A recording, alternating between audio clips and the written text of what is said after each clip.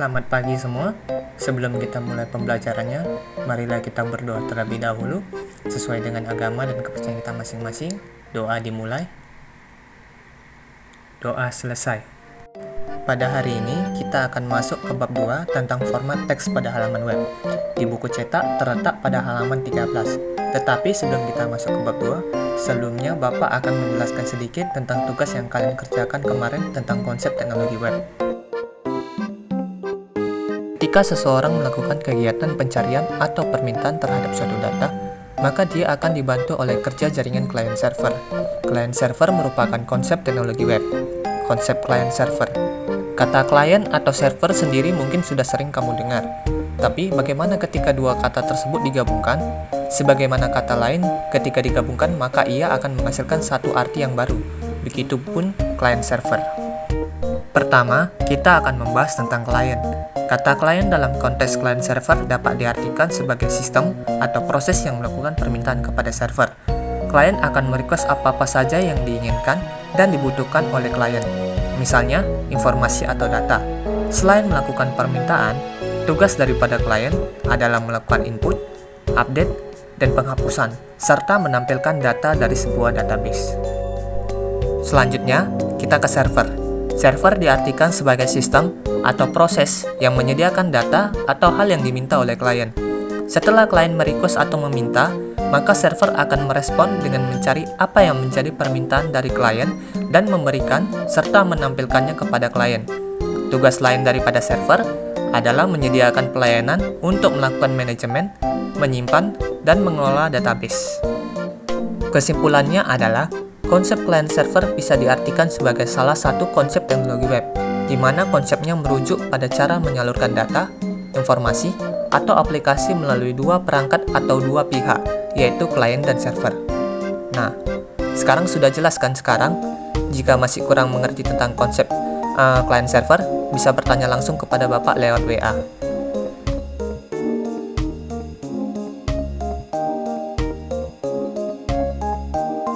Setelah kita belajar tentang konsep daripada teknologi aplikasi web, sekarang kita akan belajar bagaimana cara membuat halaman web yang berisi informasi tersebut.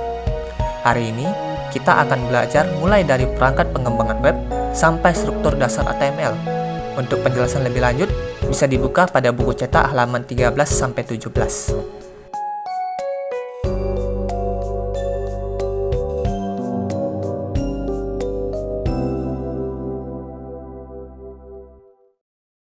Dalam perancangan sebuah web, tentunya yang dibutuhkan adalah perangkat-perangkat yang mendukung untuk pengembangannya. Perangkat pengembangan aplikasi web dibagi menjadi dua, yaitu perangkat keras atau hardware dan perangkat lunak atau software.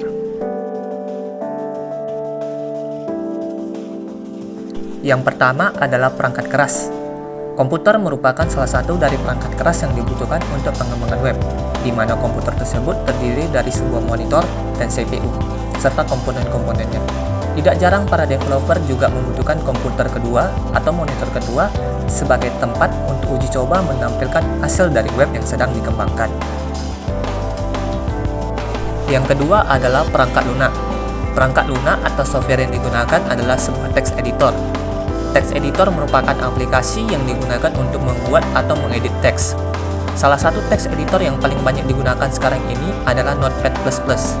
Karena perangkat ini bersifat open source, alias tidak berbayar dan bisa digunakan secara gratis dan mudah. Notepad++ sendiri mendukung beberapa bahasa pemrograman, antara lain bahasa C atau C++, JavaScript, HTML, MATLAB, ActionScript, PHP, dan masih banyak lagi.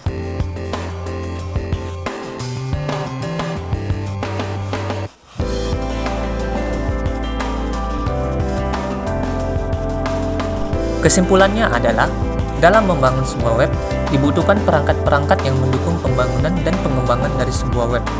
Perangkat tersebut dibagi atas dua kelompok, yaitu perangkat keras dan perangkat lunak, yang dimana masing-masing memiliki tugas dan fungsi yang berbeda yang mendukung pengembangan web. Selanjutnya, kita akan membahas tentang struktur dasar HTML. Sebelumnya, kita sudah belajar tentang HTML. HTML merupakan singkatan dari Hypertext Markup Language, yaitu sebuah bahasa pembangun sebuah web. HTML juga merupakan file teks murni untuk membangun interface atau tampilan dari sebuah web.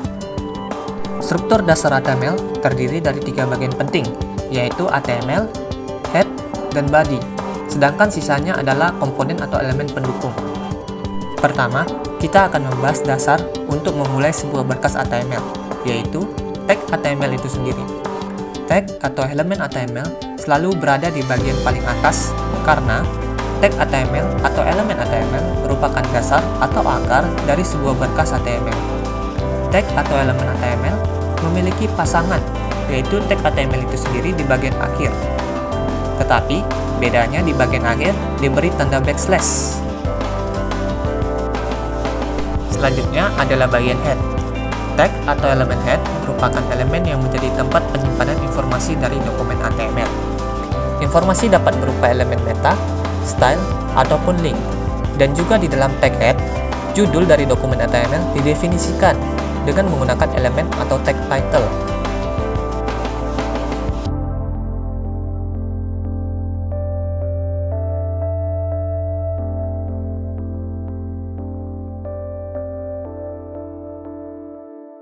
Terakhir adalah bagian body. Tag atau elemen body merupakan elemen yang menampung seluruh konten atau elemen yang ditampilkan ke dalam jendela browser.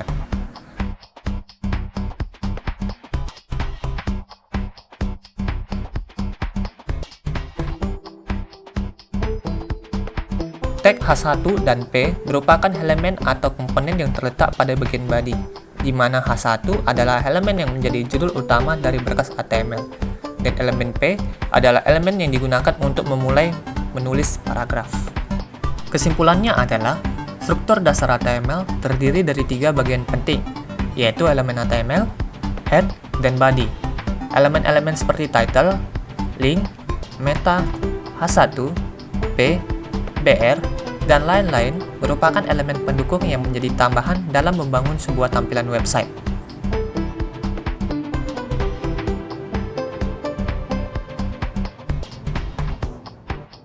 Untuk pembelajaran sampai di sini dulu, dan seperti minggu lalu, Bapak akan memberikan kata-kata motivasi untuk kalian. Kata-kata motivasi ini Bapak berikan untuk kalian agar kalian bisa lebih bersemangat dan termotivasi untuk terus belajar di masa sekarang ini. Semoga kata-kata motivasi ini berguna untuk kalian semua. Kata-kata motivasi untuk minggu ini adalah, bila kegagalan itu bagai hujan dan keberhasilan bagaikan matahari, maka perlu keduanya untuk melihat pelangi. Artinya, jangan pandang kegagalan menjadi sebuah kelemahan atau kesalahan, tapi pandanglah kegagalan itu sebagai sebuah pembelajaran agar bisa menjadi sukses di masa depan dan tidak terjatuh di lubang yang sama. Karena, gagal sendiri merupakan sebuah proses di mana mental dan hidup kita diuji untuk bisa menjadi seorang yang sukses. Dan juga sukses sendiri bukan hanya berasal dari keberhasilan saja, tapi juga dari kegagalan.